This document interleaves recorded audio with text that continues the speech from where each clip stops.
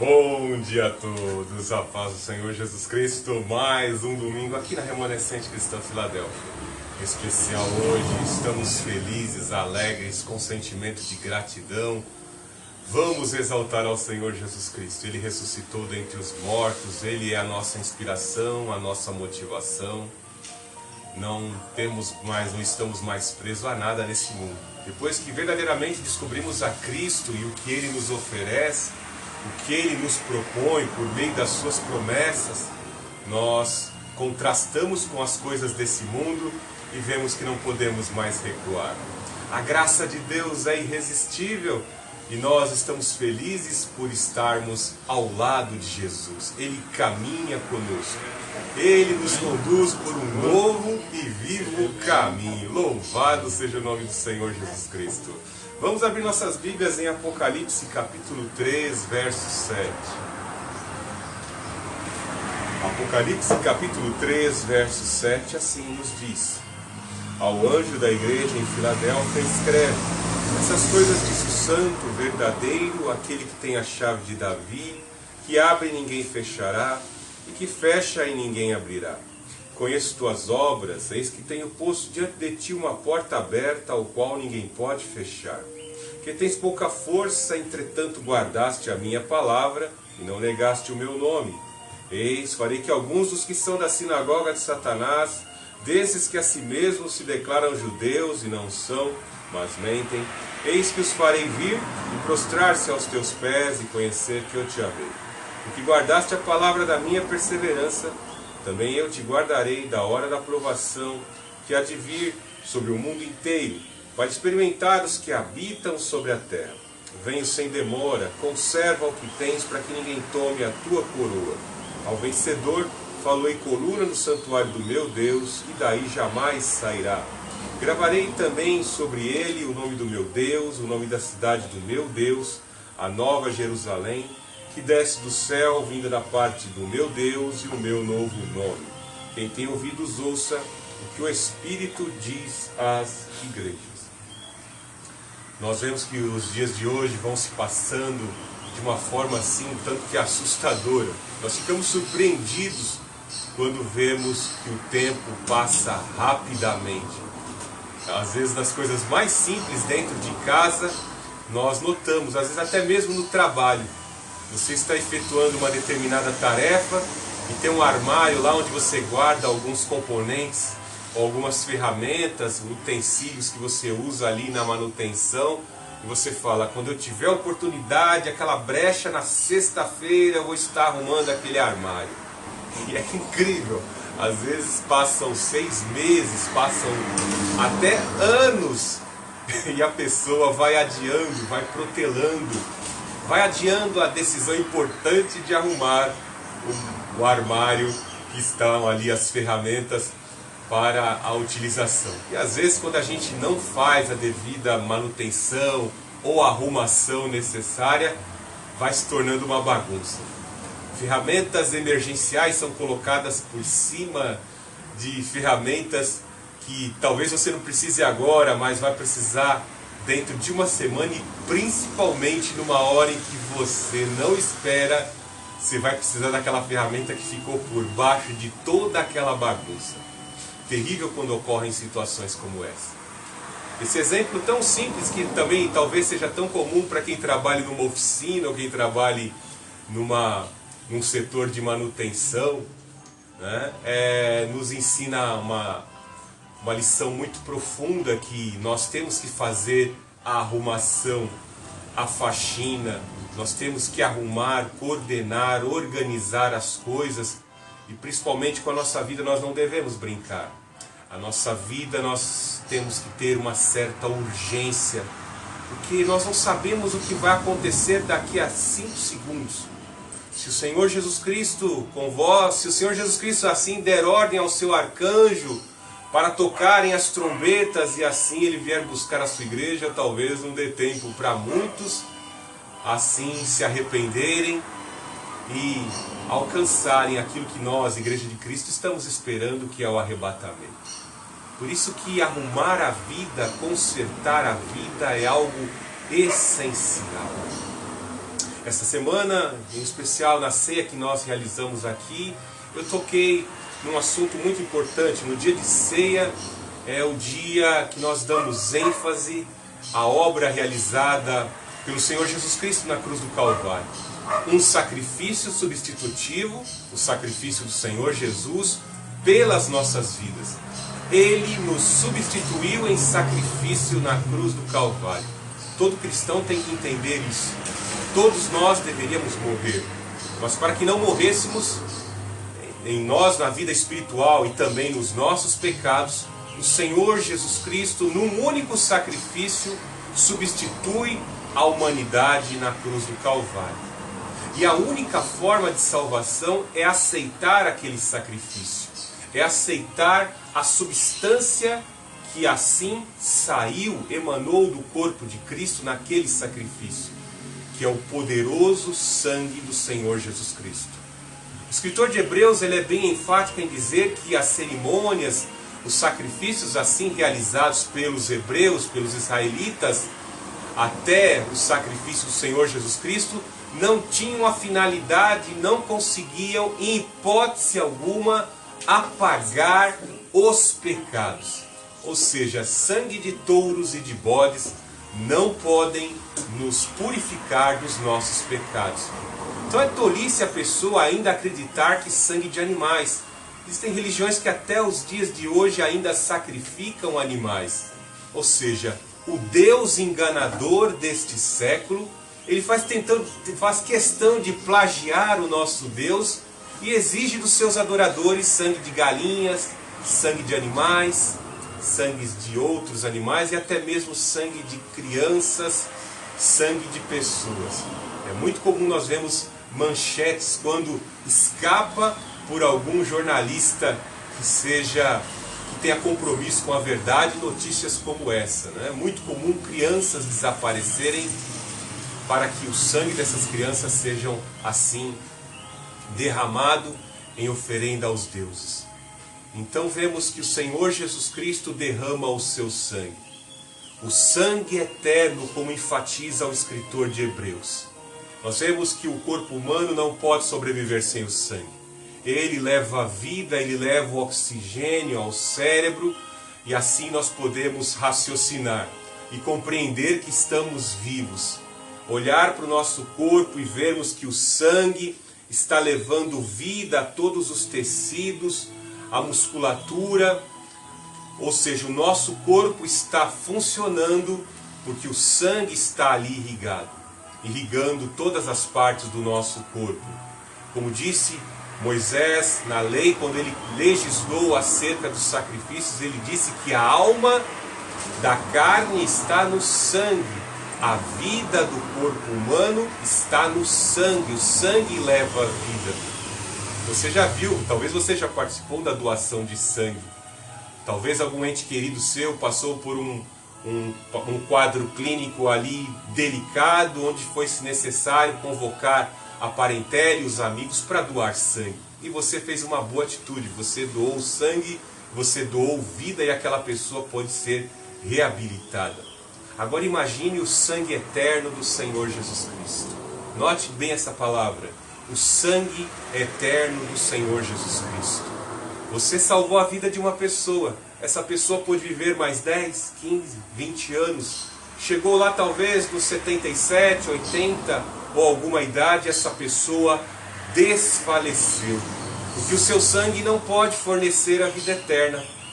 O sangue que você doou e salvou a vida, salvou momentaneamente, mas não pode salvar eternamente. Por mais que você pratique boas obras, você seja uma pessoa boa, você não é um justo perfeito.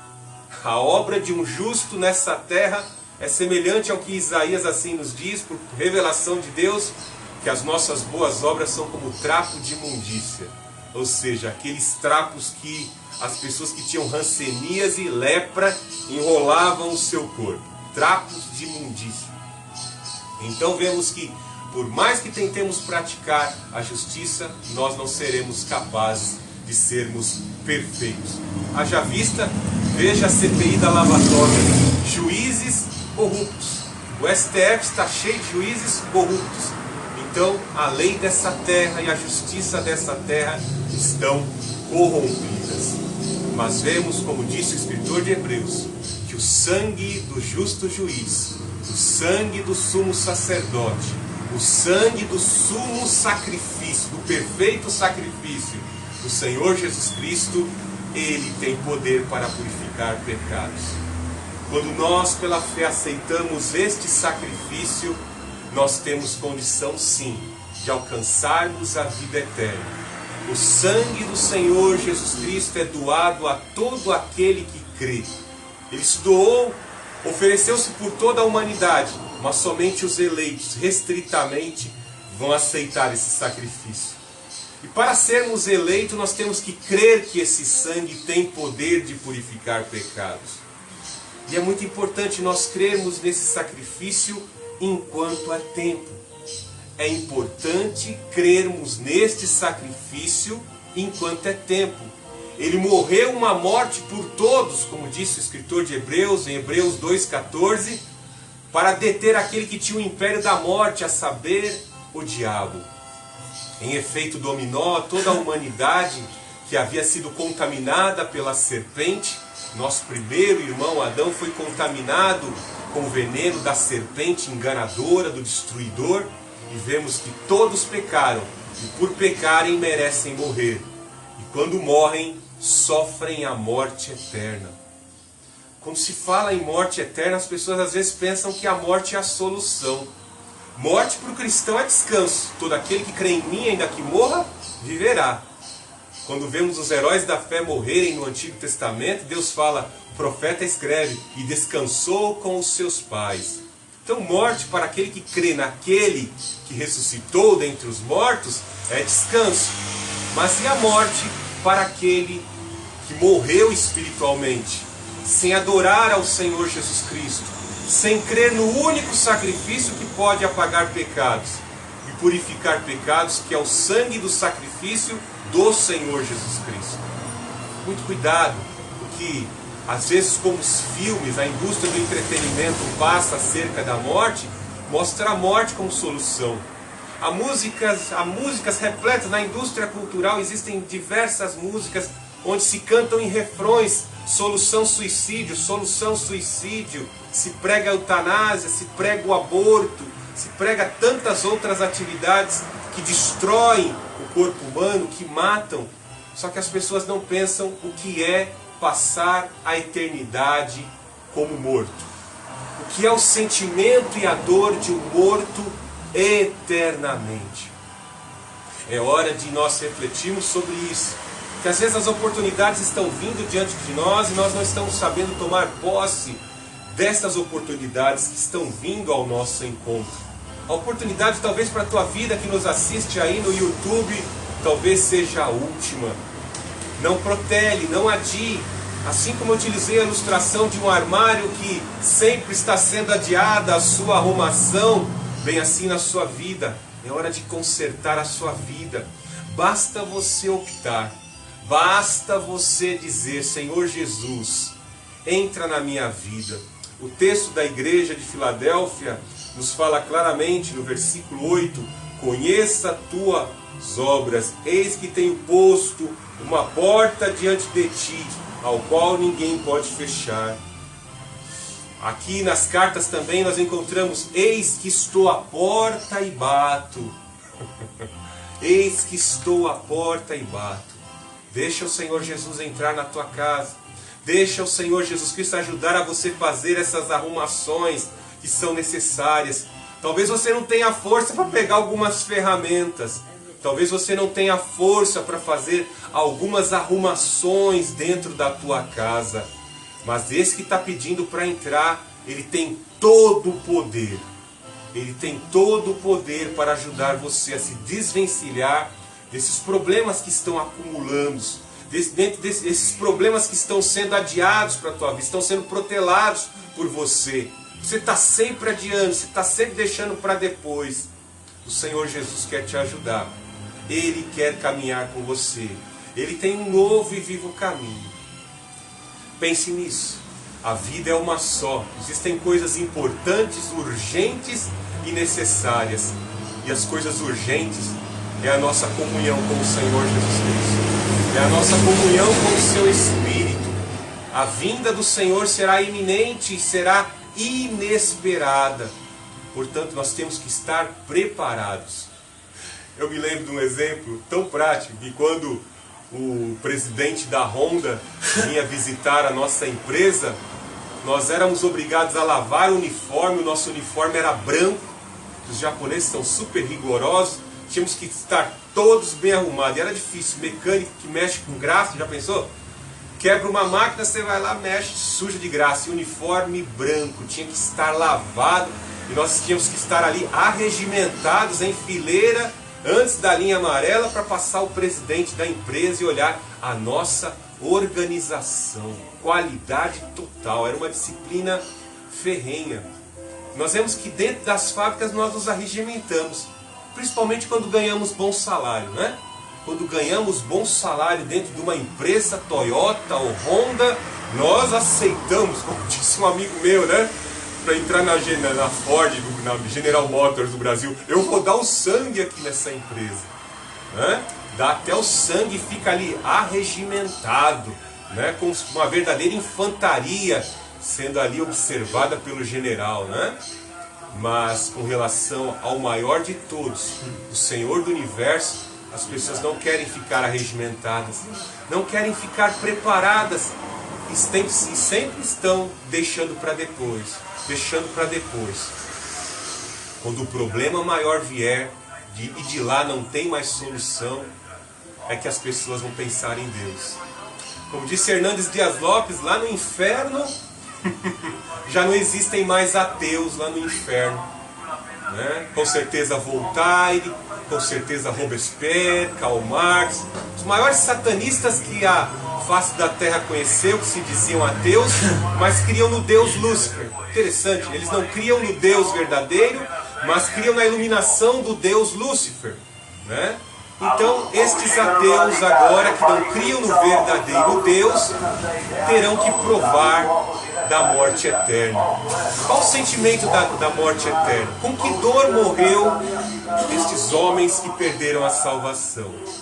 Sim, foram mortos por uma bala, a dor de uma bala entrando no coração, pela dor de uma bala entrando, estourando os miolos, pela prática suicida, pela taquicardia depois do excesso de ingerir drogas e narcóticos, drogas pesadas. Já pensou sentir a dor eterna? A parábola do rico e Lázaro é bem clara em dizer o contraste que era um mendigo chamado Lázaro, cujo nome significa o Senhor é o meu socorro, olhando pela grade do portão, olhando pelo portão e esperando as migalhas da comida de um rico que ostentava toda a riqueza e todo o poder. Tudo que ele queria fazer ele tinha direito, com bebida e comida.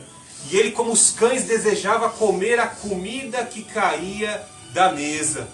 E com certeza ele ficava ali feliz, né? Porque tinha o corpo repleto de feridas, a roupa suja, né? O estômago doendo de fome. Opa, é dia de festa na casa do rico. Com certeza ele vai jogar um resto de comida no lixo para mim comer. E aí depois que ambos morrem, tanto Lázaro como o rico, vemos que os anjos recolhem a alma de Lázaro para o seio de Abraão, onde todos aqueles que creem no Deus de Abraão estão. E é interessante que lá Lázaro é confortado, Lázaro é consolado, há refrigério e descanso, como o Senhor Jesus Cristo disse: todo aquele que crê em mim, ainda que morra, viverá. E o rico que morreu em pecado, ele olha lá de baixo, pegando fogo naquela chama, e aí a situação se inverteu. Ele olhava para cima e via água. Ele olhava para cima e viu consolo, ele viu refrigério, ele viu descanso e o contraste de quem tinha muito lá na glória e ele agora que tinha sofrimento. As situações se inverteram. E o pior de tudo é que esta leve e momentânea tribulação que se advém sobre vós, para nós crentes, o dia de luta, dificuldade, de passar necessidade, ele tem dia de começar e dia de terminar.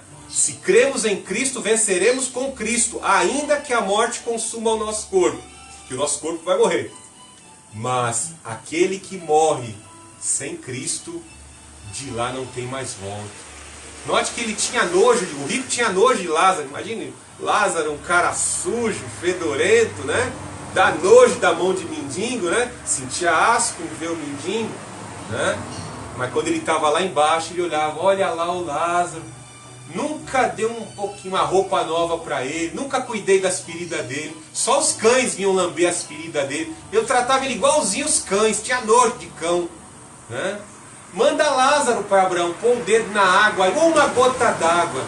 Lázaro desejava uma migalha da mesa do rico e não recebia. E agora ele pede um dedo sujo, não que esteja mais sujo, um dedo de Lázaro com uma gota de água, para que ele pudesse saciar sua sede de uma chama que não tem mais. Por isso, reflita sobre a sua vida. Vamos orar. Deus Altíssimo, Deus de amor, Deus de poder. Tu és Deus Todo-Poderoso, Tu és Deus de amor, Tu és Deus misericordioso. Nós aceitamos o Teu sacrifício. Nós aceitamos, Pai Santo, esse sacrifício que nos traz a vida. Pelas Tuas pisaduras nós fomos sarados. O Teu sangue tem poder de purificar pecados. Por isso, Pai Santo, perdoa as nossas falhas, perdoa os nossos fracassos. Pai Santo, a remanescente cristã Filadélfia se reúne para celebrar a Tua ressurreição. Nós queremos ressurgir hoje, Pai Santo, num novo tempo, numa nova vida espiritual. Ressurge, Pai Santo, dentro de nós, Pai Santo, o Teu propósito. Ajuda-nos, Pai Santo, a caminhar contigo. Nos dá força, Pai Santo, visão das coisas erradas que estão na nossa vida, naquilo que está entristecendo o Teu Espírito. Entra na nossa casa, Pai Santo, em todos os cômodos e faça arrumação. Nos ajude a tirar toda a quinquilharia, Pai Santo, e aquilo que Te desagrada, para que a nossa casa seja um local onde o Senhor Jesus tem alegria em dizer, tem alegria em repousar. Ó Senhor Jesus Cristo, arruma a nossa casa, nós Te pedimos. Em nome do Senhor Jesus Cristo, que as forças opositoras das trevas, inimiga do culto cristão, inimiga da verdade de Jesus Cristo, Senhor, sejam repelidas e afugentadas agora, em nome do Todo-Poderoso, o Senhor Jesus Cristo. Por isso nós glorificamos o Pai, o Filho e o Santo Espírito. Vamos louvar, vamos adorar, vamos engrandecer ao Senhor Jesus Cristo nesta manhã. Que Deus abençoe a sua vida. Amém.